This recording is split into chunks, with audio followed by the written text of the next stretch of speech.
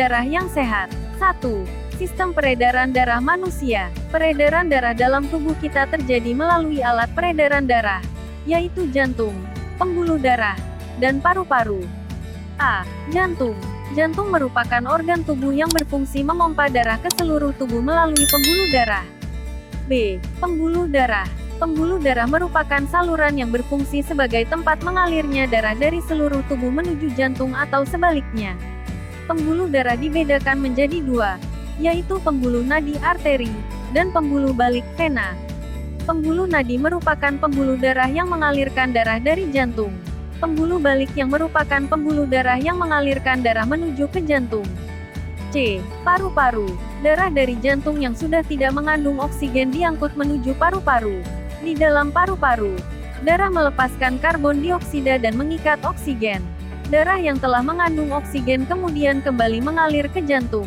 Darah beredar di dalam tubuh melalui dua sistem peredaran darah, sebagai berikut. 1. Peredaran darah kecil, yaitu peredaran darah dari jantung menuju paru-paru, kemudian kembali lagi ke jantung. 2. Peredaran darah besar, yaitu peredaran darah dari jantung menuju ke seluruh tubuh dan kembali lagi ke jantung. 2. Sistem peredaran darah pada hewan. Hewan juga memiliki sistem peredaran darah seperti halnya manusia. Secara umum, sistem peredaran darah pada hewan dibagi dua bagian, yaitu peredaran darah terbuka dan tertutup. Pada sistem peredaran darah terbuka, tekanan darah yang dihasilkan dari kontraksi jantung cukup rendah sehingga sari makanan yang terdorong akan mengalir lebih lambat. Sistem peredaran darah tertutup, jantung akan memompa darah secara terus-menerus, sehingga tekanan yang didapatkan tetap stabil. Hal ini akan mendorong darah keluar dengan lebih kuat dari pembuluh darah dan memasuki organ jantung dengan kecepatan yang baik. Gangguan kesehatan pada organ peredaran darah. 1. Gangguan pada organ peredaran darah. Gangguan pada organ peredaran darah manusia dapat terjadi karena keturunan, kelainan bawaan, maupun gaya hidup dan makanan yang tidak sehat.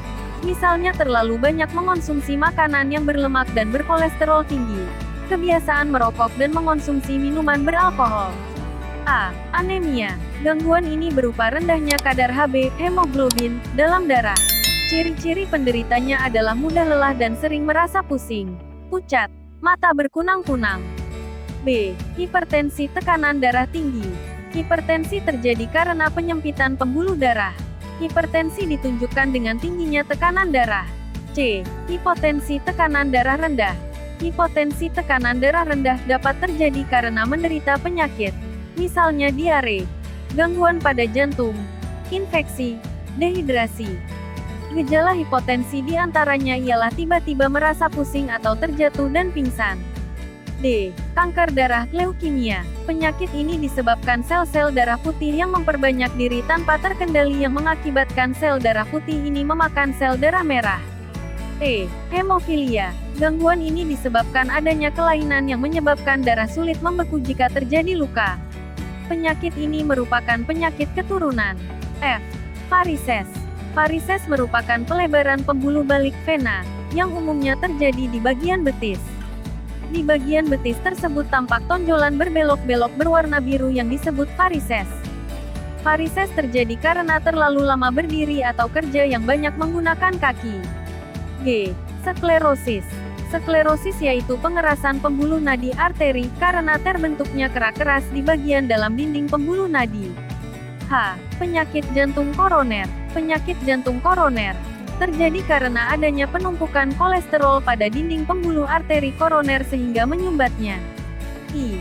Stroke. Stroke disebabkan oleh pecahnya pembuluh darah di otak sehingga saraf-saraf yang ada di otak tidak memperoleh cukup oksigen. Keadaan ini menyebabkan kerja saraf terganggu. 2. Fungsi organ peredaran darah manusia. A. Darah. Darah merupakan cairan berwarna merah yang mengandung banyak sel. Darah terdapat di dalam pembuluh darah. Warna merah tersebut disebabkan karena kandungan protein pada darah yang tersusun. Fungsi darah bagi tubuh manusia sebagai berikut. 1. Mengangkut oksigen dari paru-paru ke seluruh tubuh. 2. Mengangkut karbon dioksida sisa metabolisme sel dari jaringan tubuh menuju ke alat-alat ekskresi untuk dibuang keluar tubuh. 3. Mengedarkan sari-sari makanan, nutrisi, dari usus ke jaringan tubuh. 4. Menjaga dan mengontrol suhu tubuh. 5. Mengatur penyebaran hormon dari kelenjar endokrin ke sel-sel dalam tubuh. 6. Menutup luka serta mencegah terjadinya infeksi karena luka, yaitu membentuk antibodi berupa sel darah putih dan sel darah pembeku. 7. Menjaga keseimbangan cairan dalam tubuh pH untuk mencegah terjadinya kerusakan jaringan tubuh yang disebabkan senyawa buffer.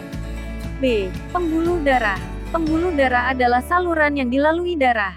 Pembuluh darah ada 3, yaitu pembuluh nadi arteri, pembuluh balik vena, dan pembuluh kapiler. 1. Pembuluh nadi arteri berfungsi untuk mengalirkan darah keluar dari jantung. Darah yang keluar dari jantung tersebut banyak mengandung oksigen. 2. Pembuluh balik vena berfungsi untuk mengalirkan darah dari seluruh tubuh menuju jantung. 3. Pembuluh kapiler berfungsi untuk menghubungkan ujung pembuluh nadi terkecil arteriola dan ujung pembuluh vena terkecil venula. Pembuluh kapiler merupakan pembuluh darah yang sangat halus dan langsung berhubungan dengan sel-sel jaringan tubuh. Pembuluh ini merupakan bagian ujung dari pembuluh arteri dan vena. Pembuluh halus berfungsi sebagai tempat pertukaran antara oksigen dan karbon dioksida. C. Jantung. Jantung berfungsi memompa darah ke seluruh tubuh. Jantung memiliki otot yang tebal dan kuat. Otot yang tebal berkaitan dengan fungsinya untuk memompa darah ke seluruh tubuh. Cara memelihara kesehatan organ peredaran darah manusia. Organ peredaran darah memegang peranan penting dalam kelangsungan hidup manusia. Untuk mencegah timbulnya penyakit atau gangguan peredaran darah dapat dilakukan dengan cara sebagai berikut. 1. Berolahraga secara teratur. 2. Tidur dan istirahat yang cukup. 3. Mengatur pola makan dengan menghindari makanan berlemak.